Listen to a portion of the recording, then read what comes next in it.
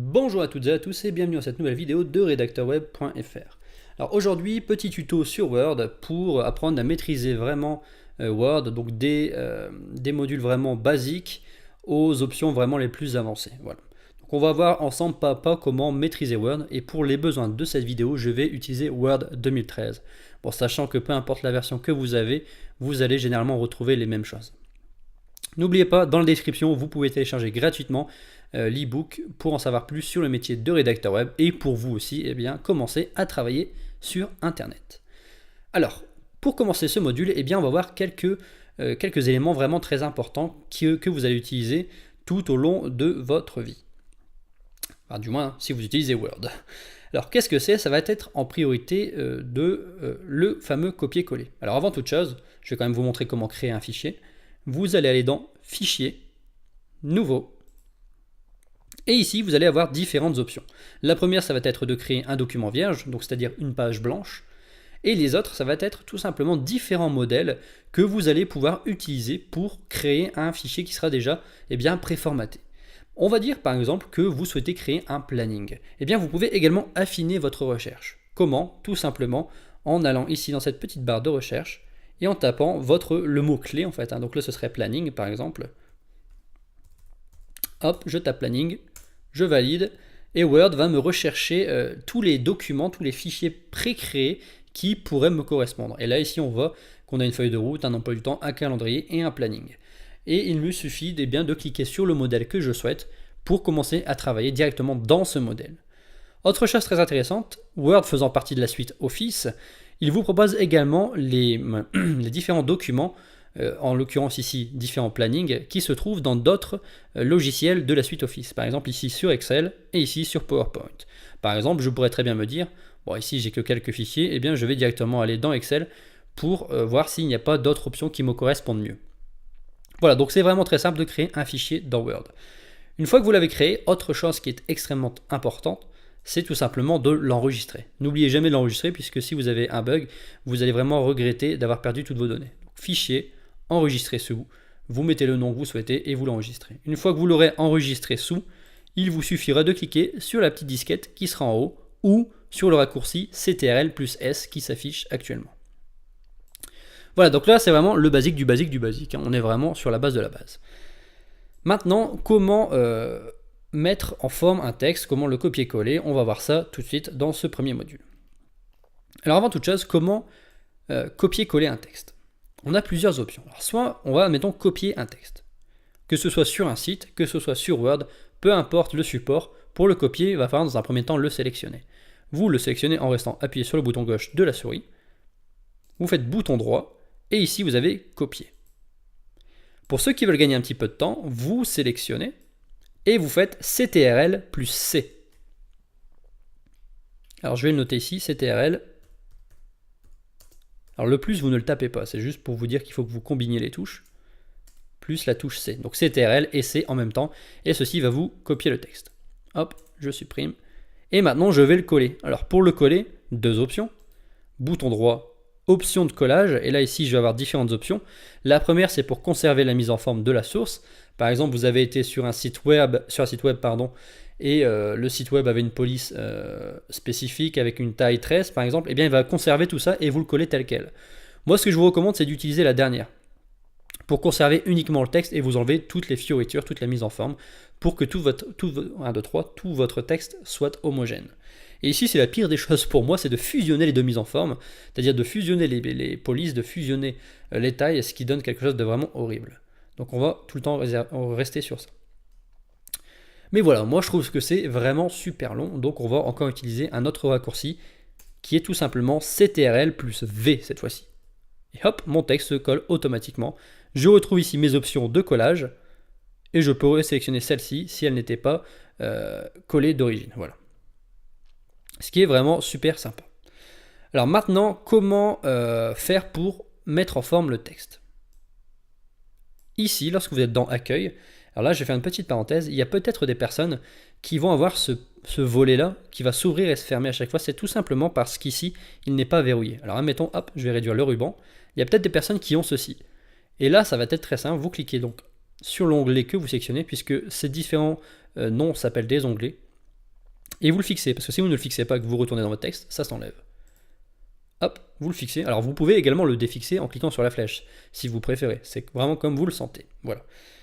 Donc là, maintenant, on va voir la mise en forme. Donc la mise en forme se trouve ici. Tac, tac, tac. Toujours dans l'onglet accueil. Comment mettre un mot en gras? Eh bien, vous cliquez sur la lettre G. Et on peut voir ainsi que la lettre G est sélectionnée, que mon mot est en gras. Mais admettons, on va se dire, et si je voudrais désélectionner le mot? Et si tout simplement je me suis trompé et je voulais mettre le mot rencontre en gras et pas le mot bousculer? Eh bien, je vais cliquer sur bousculer et je vais recliquer sur le G qui est sélectionné, on peut le voir, pour le désélectionner. Et voilà, ici, j'ai quitté la mise en forme. Alors maintenant, on va mettre rencontre en gras. Mais comment faire, encore une fois, pour gagner du temps et pour ne pas à chaque fois cliquer ici, cliquer sur G, pour désélectionner? Eh bien, un autre raccourci qui est vraiment très utile et qui est pour moi le plus utile, c'est le fameux CTRL-Z. Qui va, vous voyez, hop, je viens de quitter le mot en gras. Et ça va tout simplement annuler la dernière action. C'est-à-dire que là, si je refais CTRL-Z, eh bien ma dernière action, ça avait été d'enlever le gras de bousculer, eh bien il me le remet. Je reclique sur CTRL-Z et il me l'enlève. C'est tout simplement la flèche qui est ici en haut à gauche. Vous voyez, annuler, coller le texte uniquement, CTRL plus Z. Et si vous souhaitez remettre les différents éléments, CTRL Y ou cette petite flèche. Hop. Et là, il refait toutes les dernières actions pour les remettre. Donc vous voyez, de la même manière, pour mettre en italique, ici, le petit i, vous voyez que ça m'a mis en italique. Et là, comment faire pour enlever cette dernière action? Eh bien, CTRL Z. Hop. Je le laisse sélectionner, je veux le souligner, tac. Mon mot est souligné, comment faire pour l'enlever? CTRL Z, et je viens d'enlever le mot qui était souligné. De la même manière, on peut également barrer un mot. Bon, c'est vraiment très rare que vous allez utiliser, mais bon, pourquoi pas. CTRL Z pour annuler cette dernière action. Vous voyez, c'est vraiment très très simple. Ce qu'on pourrait faire également, ce serait changer la police. Pourquoi pas? Changer la police et la taille de la police. Alors pour changer la police, vous allez ici. Et vous allez voir les différentes polices. Et vous allez voir que mon texte change automatiquement sans même avoir cliqué sur la police. C'est juste pour vous donner un aperçu. Ça vous évite à chaque fois de cliquer, de retourner dans police, de cliquer, de retourner dans police. Vous m'avez compris. Donc là, on va mettre par exemple... Allez, on va mettre celle-ci. Baskerville. Et puis finalement, je me dis que cette police-là, je l'aime pas. Comment faire pour retourner en arrière? Eh bien, encore une fois, CTRL Z. Hop, voilà, je viens d'annuler la dernière action. Pour changer la taille de police, deux options. Une option que personne n'utilise, alors je ne connais personne qui utilise cette technique, je vais quand même vous la montrer, c'est ces fameux petits A. Alors là, c'est pour à chaque fois diminuer la police d'une taille, et d'une taille, ou alors ici de l'augmenter d'une taille, d'une taille, d'une taille. Autant dire que vous allez mettre des plombes si vous souhaitez passer par exemple de 20 à 10 ou de 10 à 30. Autant directement aller ici et sélectionner la taille qui vous intéresse. 72. Ça, c'est de la taille de texte. Encore une fois, comment je fais pour annuler ma dernière action, donc qui a été de mettre en taille 72, CTRL plus Z, ou la flèche ici. Voilà, donc là, on a vu comment utiliser ces principes-là. Alors ici, c'est pour mettre des indices, ça ne nous intéresse pas forcément. Ici, ça va être pour encore mettre en forme le texte de différentes manières. Par exemple, je souhaite mettre un fond vert à mon mot uniquement, et bien je clique là. Et là, vous voyez, j'ai un fond vert sur mon mot. C'est simplement horrible, on est bien d'accord, mais voilà, au moins vous savez le faire. Je peux également changer la couleur du texte. Là, par exemple, ici, je souhaite le mettre, allez, on va dire en bleu. Et voilà, là, donc là, j'ai un texte en bleu sur un fond vert, ce qui est tout simplement immonde. On est bien d'accord, mais bon, voilà, vous savez le faire. Comment je fais pour annuler mes dernières actions? CTRL Z, CTRL Z. Et nous avons terminé de mettre en forme notre texte. Vous voyez que la mise en forme est assez rapide, hein. Gras, italique, souligné, barré, fond pour un mot, couleur du mot, et ici c'est pour donner un petit, vous allez voir, pour donner un petit peu de profondeur au mot. Voilà. C'est super joli. Donc ça peut être sympa si jamais vous imprimez un texte ou si vous faites des présentations. Encore une fois, comment je fais pour annuler? CTRL Z, et voilà. On a également cette petite icône, ça sert à quitter les mises en forme. Par exemple, si vous avez copié-collé, par exemple ici, vous voyez, mon mot rencontre est en gras. Voilà, il m'enlève la mise en forme et il m'a même enlevé la taille du texte qui est différente d'ici. Vous voyez qu'ici c'est en 12 et ici c'est en 11. Il m'a quitté toutes les mises en forme pour remettre sur Word d'origine. Admettons que je me sois trompé, CTRL Z et on retrouve notre texte. Voilà pour le basique du basique, c'est-à-dire que là vous savez créer un document, vous savez l'enregistrer. Vous savez également mettre en forme votre texte, donc le copier, le coller. Vous savez mettre en gras, italique, souligner, voilà. Vous pouvez copier un texte, vous pouvez le rédiger, vous pouvez le mettre en forme. Maintenant, on va voir comment un petit peu mieux l'organiser. Par exemple, ici, vous pouvez voir que, eh bien, là, hop, voilà, je quitte la mise en forme, tac, tac, je quitte la mise en forme, et je quitte la mise en forme. Comment faire pour que ces mots, les chevaux, eh bien, soient mon titre. Par exemple, je souhaite créer un titre à mon document, ce que je vous recommande fortement. Deux options. Alors là, je vais parler de deux choses. La première, vous souhaitez créer un document qui va servir à être imprimé. Et la deuxième option, ça va être un document qui va servir à être publié sur WordPress, par exemple. Alors pour ceux qui ne connaissent pas WordPress, c'est tout simplement un CMS qui vous sert à créer des sites web. Et généralement, lorsque vous allez publier dedans, vous allez pouvoir faire copier sur Word et coller directement dans WordPress en gardant les mêmes préformatages. C'est-à-dire que vous allez avoir les mots qui sont en gras ici, le seront également dans WordPress. Et vos titres peuvent l'être également si vous savez le faire. Et je vais vous montrer comment le faire. Mais avant toute chose, je vais vous montrer comment créer votre titre si vous souhaitez simplement l'imprimer. Donc là, vous allez vouloir le mettre en forme. Donc là, j'imagine que vous allez vouloir par exemple le mettre en gras, le mettre ici en taille 20. Et ici, on va vouloir par exemple le mettre au centre. Comment faire? Eh bien, on a ici toutes ces options qui sont là. Ici, c'est pour mettre le texte à gauche, comme il l'est actuellement. Ici, pour le mettre à droite, ce que vous ne verrez jamais dans aucun document, mais bon, Word a décidé de le créer, on lui laisse. Et pour le centrer ici. Voilà, donc là, je viens de centrer un texte. Ça s'applique au titre, ça s'applique à tout. Hein. Là, ici, je peux le centrer. Ça, je peux le mettre à droite pour que ça fasse vraiment bien dégueulasse. Et comment faire pour revenir en arrière? CTRL-Z, CTRL-Z, CTRL-Z, CTRL-Z. Voilà. Ici, tac, tac, tac, je le mets au centre. Et voilà, vous venez de centrer votre titre. Vous avez un titre. Vous pouvez changer la police, vous pouvez le mettre en souligné, etc. etc. C'est vraiment comme bon vous semble. Il n'y a pas de souci. On peut même aller plus loin et pourquoi pas mettre un cadre autour de notre texte. Tac, tac, tac, bordure extérieure. Et bien voilà, là j'ai mis des bordures, c'est juste, vous pouvez pas, enfin vous êtes obligé de voir que c'est un titre. Hein. Et si vous trouvez que ça fait immonde, eh bien CTRL-Z et le problème est réglé. Voilà. Donc ça c'est pour mettre un titre si votre document est par exemple destiné à être imprimé. Maintenant, comment faire pour que votre titre que vous allez créer là apparaisse également comme titre ou comme sous-titre, par exemple ici, dans WordPress? Alors là, c'est très important puisque je travaille généralement avec des rédacteurs et je leur dis souvent mettez bien vos sous-titres en H2 ou en titre 2 par exemple. Et tous les sous-sous-titres, eh bien, vous les organisez en titre 3, titre 4, etc.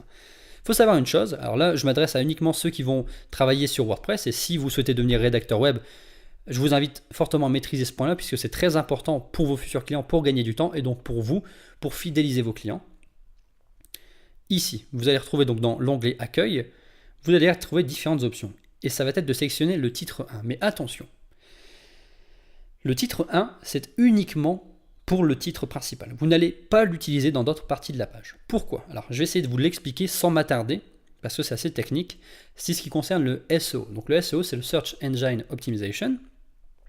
C'est ce qui va faire que votre texte sur Internet va être trouvé beaucoup plus facilement que d'autres textes.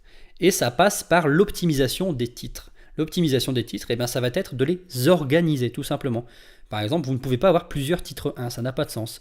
Un titre, c'est un titre, point barre. Tout le reste, ce sera des sous-titres, ce qui paraît logique. Vous ne pouvez pas avoir plusieurs gros titres dans un texte. Vous ne retrouverez pas plusieurs gros titres dans un journal, ni dans un site. Ça ne se fait pas, ça ne fonctionne pas. Donc toujours le titre principal en titre 1, et tous les sous-titres, eh bien, on va les mettre en titre 2. Enfin, du moins, tous les sous-titres importants. Vous pourriez avoir d'autres sous-sous-titres, par exemple, qu'on pourrait mettre, je ne sais pas, si on va dire qu'on a un texte, tac, tac, tac, tac. On va même aller plus loin, on va faire un copier-coller, donc CTRL-C, tac, et CTRL-V. Je retrouve mes options de collage, alors, voilà, ça je l'enlève, et voilà.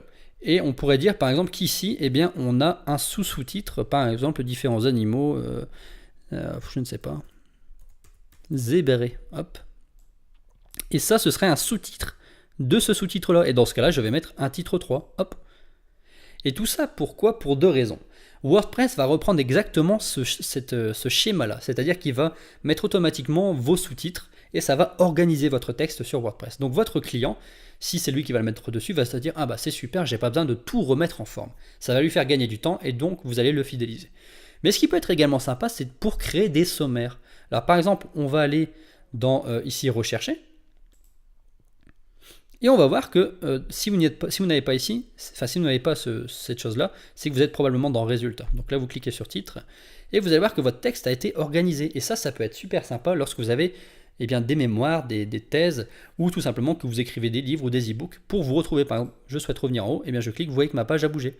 Je souhaite aller en bas, hop, il me met directement ici mon sous-titre. C'est super sympa pour s'organiser, pour créer des sommaires, et également eh bien, pour WordPress. Voilà, donc là vous savez créer des titres 1, des titres 2, des titres 3 et ainsi de suite. Il faut également savoir que ces titres, si vous avez la version anglaise, peuvent également s'appeler des headers. Alors header, je vais vous l'écrire, tac tac tac. Header, ça veut dire titre en anglais tout simplement. Voilà.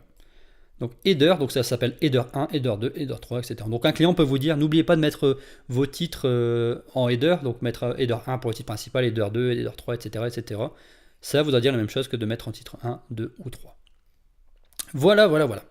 Donc là, on commence à passer des basiques aux fonctions un petit peu plus avancées.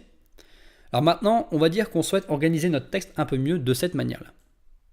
C'est-à-dire, ici c'est une liste, et bien on va créer une liste. Ça me semble logique. Sinon, ça va faire vraiment très moche. Par exemple, voilà. Si vous avez une liste qui est comme ça, vous pouvez le voir, c'est pas vraiment joli. Eh bien, on va cliquer ici sur liste à puces. Hop, et j'ai automatiquement ma liste à puces qui vient d'être créée. Mais on peut se dire que ces fameuses boules noires sont franchement dégueulasses, et vous seriez en droit de dire ça. Ce qui nous amène à les changer. Donc là, on pourrait passer des boules noires aux flèches, aux tics, aux carrés, aux boules rondes. Pourquoi pas ça? Il y a cette chose, alors je ne sais absolument pas ce que c'est, mais on va le mettre. Voilà, donc là vous venez de créer une liste à puces avec les puces que vous souhaitiez mettre. Vous pouvez également apporter vos propres puces, hein, je ne vous l'ai pas dit, mais vous pouvez. Il suffit de définir une puce et vous pouvez importer après celle que vous souhaitez. Donc là on vient de créer une liste à puces, mais on pourrait également créer, comme pour les sommaires, une liste à chiffres, une liste chiffrée tout simplement. Hein. Ou pourquoi pas une liste avec A, B, C, D. Alors vous voyez que là ça change automatiquement. Une liste en chiffres romains, etc., etc. On va rester sur la liste à chiffres. Et on pourrait encore aller plus loin. Par exemple, dans le cas d'un sommaire, vous allez avoir un titre, par exemple, qui pourrait être pain. Et on pourrait également avoir un sous-sous-titre. Et dans ce cas-là, on va s'orienter sur ça. La liste à puces a plusieurs niveaux. Par exemple, tac. Alors là, ici, je vais mettre une tabulation. La tabulation, c'est ce qui se trouve sur votre clavier tout à gauche. Vous avez une flèche qui s'en va vers la gauche et une flèche qui s'en va vers la droite sur le même bouton. C'est la tabulation.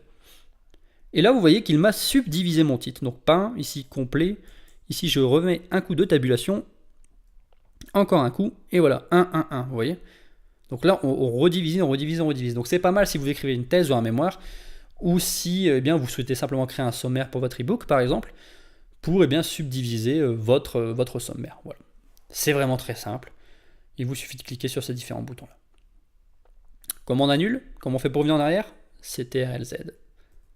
CTRL-Z, et voilà. Tac. Donc là, on a vu comment mettre un titre, donc que ce soit pour votre document que vous souhaitez imprimer, que ce soit également pour Internet, si vous utilisez WordPress. Et on va terminer donc ce volet avec ces différents éléments qui sont super utiles. Donc là, normalement, vous avez déjà cliqué sur Rechercher qui est ici. Comme vous l'avez deviné, rechercher, c'est pour rechercher un mot. Par exemple, on recherche le mot pain dans notre texte, ce qui est ridicule puisque là, notre texte est assez petit. Mais lorsque vous avez 4 ou 5 pages de texte pleinement écrit, je peux vous assurer que c'est super utile. Et il nous met non seulement dans quelle sous-partie se trouve le mot pain, mais également il nous sélectionne ici. On peut également cliquer sur ces petites flèches pour basculer automatiquement sur ce mot. Et maintenant, je vais aller plus loin. On pourrait se dire, bah non, en fait, je voulais pas écrire pain au singulier, je voulais l'écrire au pluriel.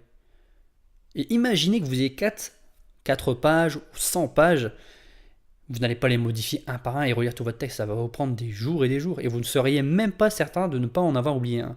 Il y a une fonction qui est vraiment super sympa qui s'appelle remplacer. Vous cliquez dessus, vous tapez le mot que vous souhaitez remplacer tel quel, c'est-à-dire que là par exemple, je veux le mettre au pluriel, je vais l'écrire tel qu'il est écrit dans mon texte, donc là il est écrit sans S, et je vais le remplacer, moi je vais le remplacer par bonbon par exemple, on pourrait le remplacer par n'importe quoi. et vous allez cliquer sur remplacer tout. Et là, regardez bien ici le mot pain, et voilà, tout a été remplacé. Également, voulez-vous continuer la recherche depuis le début? Parce que là, mon mot pain, c'était le dernier qui était sélectionné. Donc là, je vais mettre oui. Comme ça, il va tout me modifier. Et il me dit bien qu'il en a remplacé 4. Tac, je ferme, on vérifie. Là où c'est écrit pain, il est maintenant écrit bonbon. Je peux le refaire encore une fois. On va transformer bonbon par bonbol. Je remplace tout. Depuis le début, oui. Ok.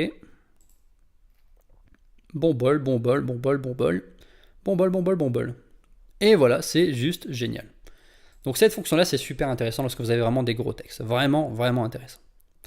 Voilà, donc là on a vu les basiques avec des fonctions un petit peu plus avancées.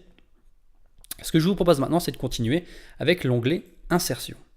Alors l'onglet Insertion, ça va être pour insérer différents éléments. Par exemple, on souhaite mettre un tableau.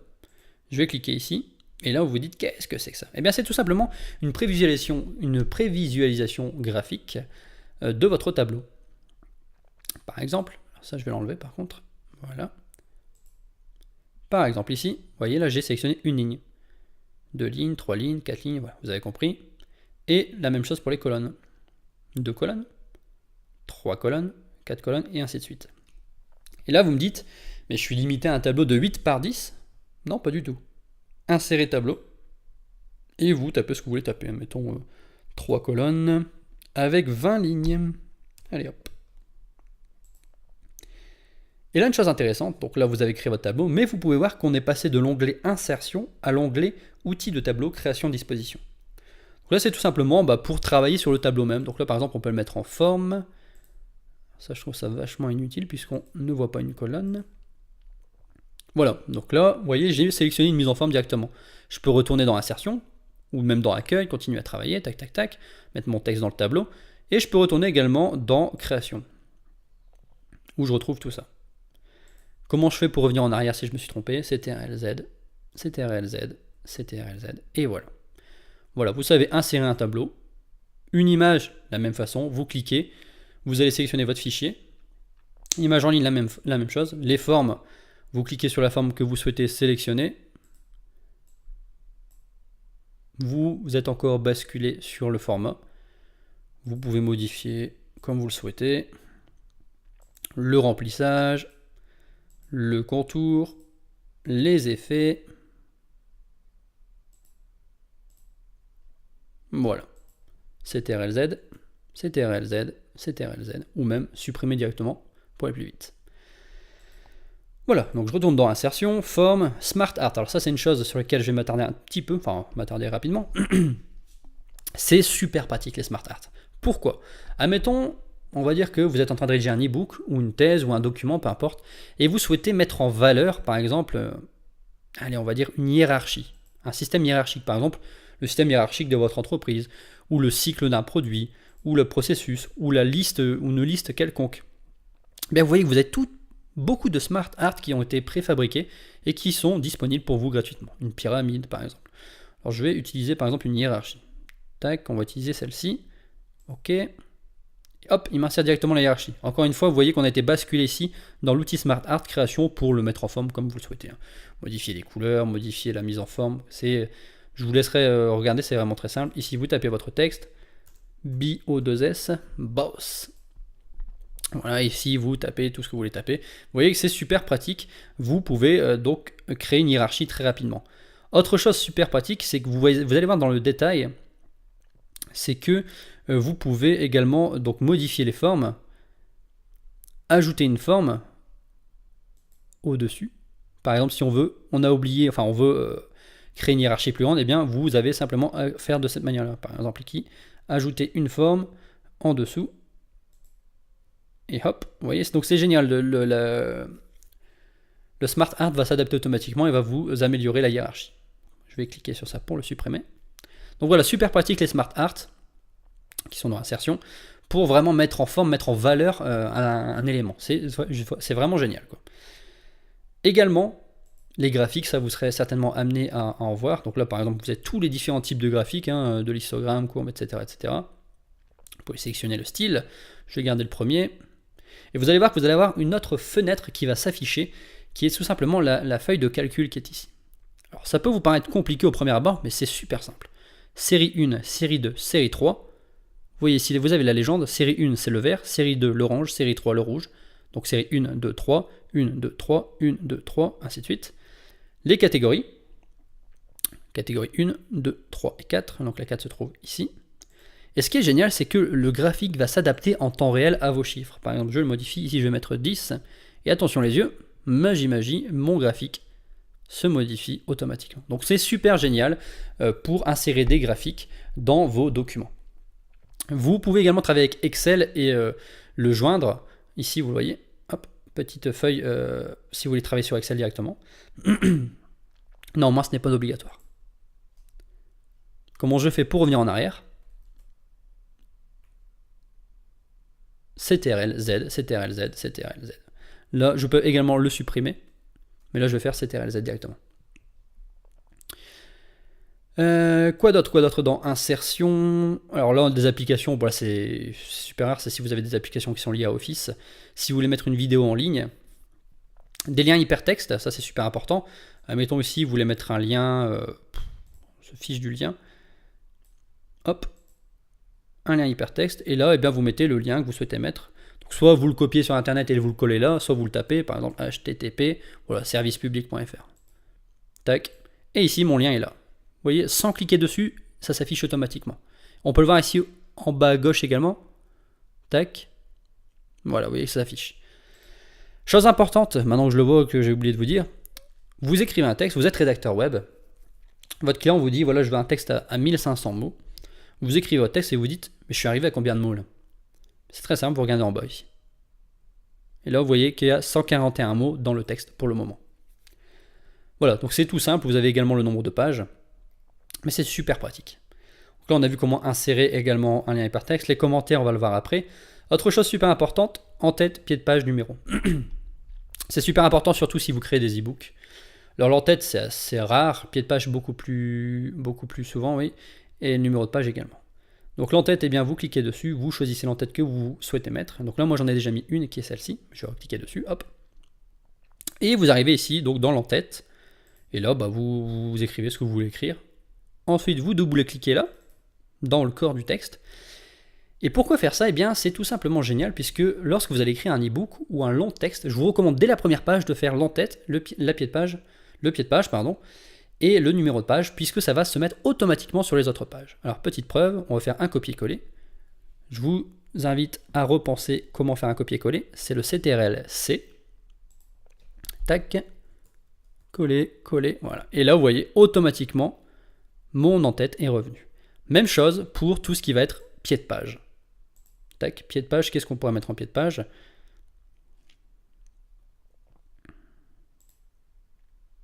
Eh bien, on pourrait mettre par exemple son site. Vous pourriez mettre votre site, vous pourriez mettre votre nom, vous pourriez mettre ce que vous voulez. Alors, mettons, je vais mettre un site important que vous devez connaître. Rédacteurweb.fr. Voilà. Là, j'ai mis. Autre façon, je reclique dans le corps du texte et on va voir que automatiquement ça va apparaître. Là, j'ai même le nombre de pages qui se met automatiquement puisque dans le modèle que j'ai sélectionné, le nombre de pages y était. Ça va être la même chose pour le numéro de page. Je ne vais pas refaire la même chose. Vous avez compris comment ça fonctionnait. Alors, qu'est-ce que je pourrais vous montrer qui est également intéressant? C'est la zone de texte. Mettons, on va dire que vous avez beaucoup d'images, vous souhaitez insérer une zone de texte, eh bien, vous allez pouvoir la mettre là où vous le souhaitez. Tac, tac, tac. Vous voyez, mon texte s'adapte automatiquement.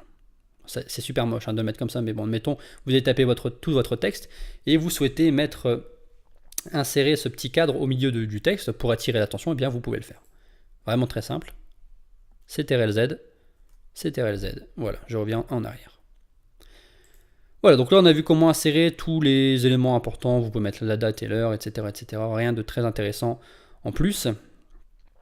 La création, bien, si vous voulez par exemple donner un thème à votre document, eh bien vous pouvez sélectionner le thème et regardez bien, automatiquement la police et toutes les couleurs vont s'adapter. Mettons, je vais sélectionner celui-là qui est super joli.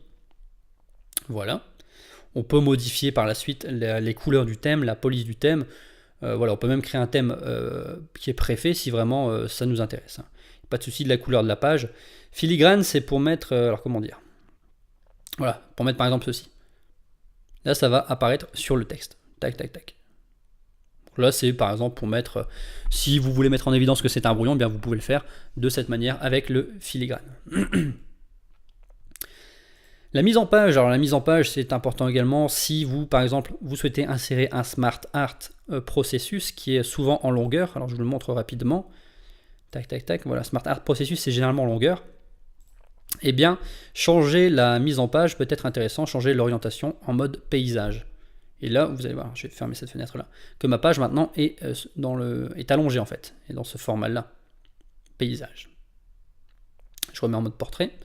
On peut également modifier les marges, alors ça ne le faites que si vous êtes certain que vous n'allez pas imprimer votre texte, sinon ça va être horrible. La taille également, si par exemple vous ne souhaitez pas imprimer sur un format A4, donc qui sont les feuilles standards, mais si vous souhaitez imprimer sur des feuilles plus grandes ou plus petites, eh bien vous pouvez le modifier. Voilà, donc là ici rien de très intéressant, ici c'est l'espacement entre les lignes, bon c'est pas vraiment super intéressant.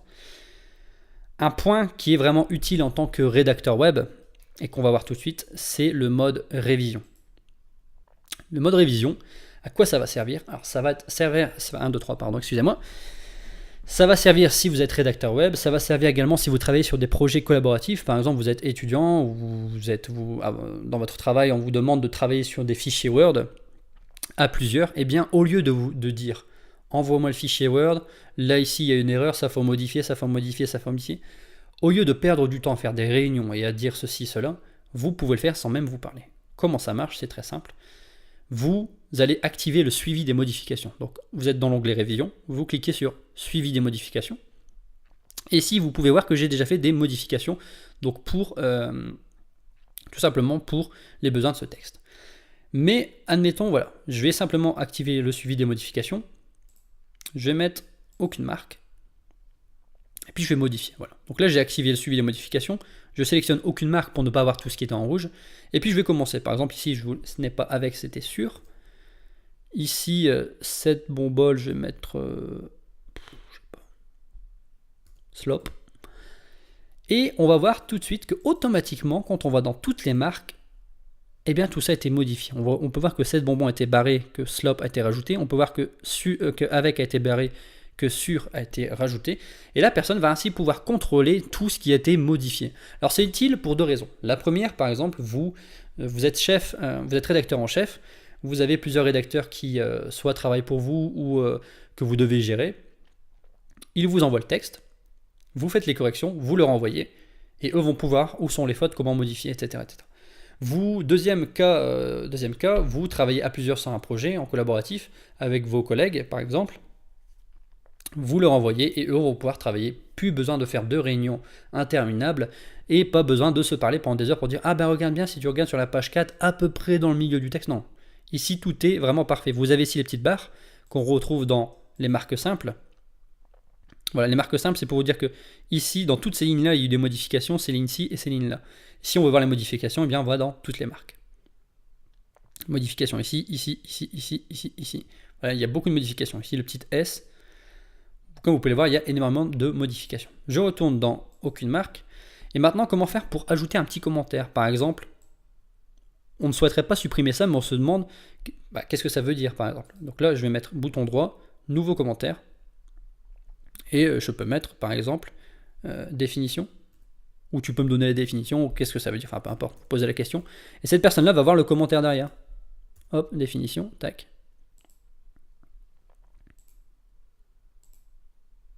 Je vais dans toutes les marques et là ici on peut voir que tac tac en suivant ici RCT j'ai mis définition, ici Toulouse certain.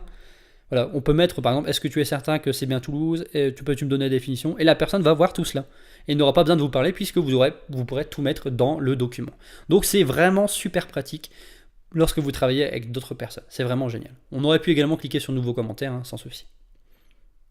Autre chose intéressante, grammaire orthographe, alors je vais juste dégager ça. Donc là, il vous sélectionne tous les mots qui sont normalement, alors là je vais remettre en aucune marque pour que vous puissiez voir.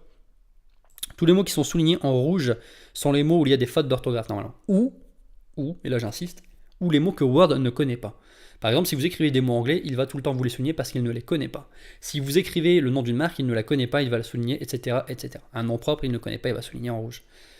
Les mots en bleu sont les mots où il y a des erreurs de majuscules, où il y a des erreurs de virgule, par exemple ici. Si j'ajoute un espace, il va automatiquement me le souligner en bleu, puisqu'il y a une erreur. Donc là, soit vous faites bouton droit et la correction automatique, soit vous le reprenez vous-même. Voilà, donc vous pouvez voir que c'est vraiment super pratique et c'est vraiment assez simple. Les références, c'est si vous voulez mettre des références sur un mot, par exemple ici, je ne sais pas, par exemple le fameux RCT, vous pouvez mettre une note. Donc là, Royal City Tour. Alors ça ne veut pas du tout dire ça, hein, c'est juste ce que j'ai trouvé qui correspondait à RCT. Tac.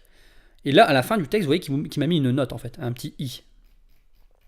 Et on peut voir qu'en fait ça correspond au petit i qui est ici. Vous voyez, si je laisse ma souris, il y a un petit, voilà, il y a le Royal City Tour qui s'imprime ici. Donc ça c'est pratique également si vous avez un e-book. Si vous ne souhaitez pas ouvrir les parenthèses et écrire toute la définition, eh bien vous pouvez mettre toutes les définitions ici, ou même toutes les sources par exemple, si vous ne voulez pas les mettre en lien hypertexte. Donc ça peut être assez sympa de pouvoir mettre une référence. Voilà. Vous pouvez également les mettre en bas de page. Voilà, c'est vraiment, vraiment sympa. Le publipostage.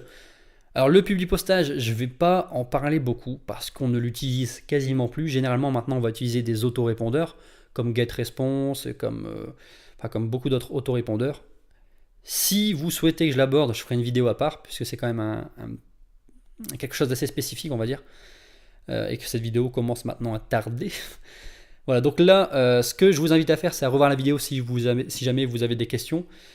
Si ces questions-là, vous pouvez me les mettre directement dans les commentaires. N'hésitez pas, si je me suis planté sur un point, si j'ai oublié de vous parler de quelque chose, ou si vous-même vous avez une question personnelle, un problème avec Word, n'hésitez surtout pas à me le mettre en commentaire. Si j'ai la réponse, je vous la donnerai avec grand plaisir. Encore une fois, n'oubliez pas que dans la description, il y a l'e-book gratuit pour en savoir plus sur le métier de rédacteur web. Donc si jamais vous-même vous souhaitez travailler sur Internet, comme moi je le fais en tant que rédacteur web et gagner votre vie, eh bien vous pouvez le faire. Maintenant, n'oubliez pas de mettre non plus un petit pouce bleu, ça me fera super plaisir et ça me motivera pour faire d'autres vidéos tuto comme ça.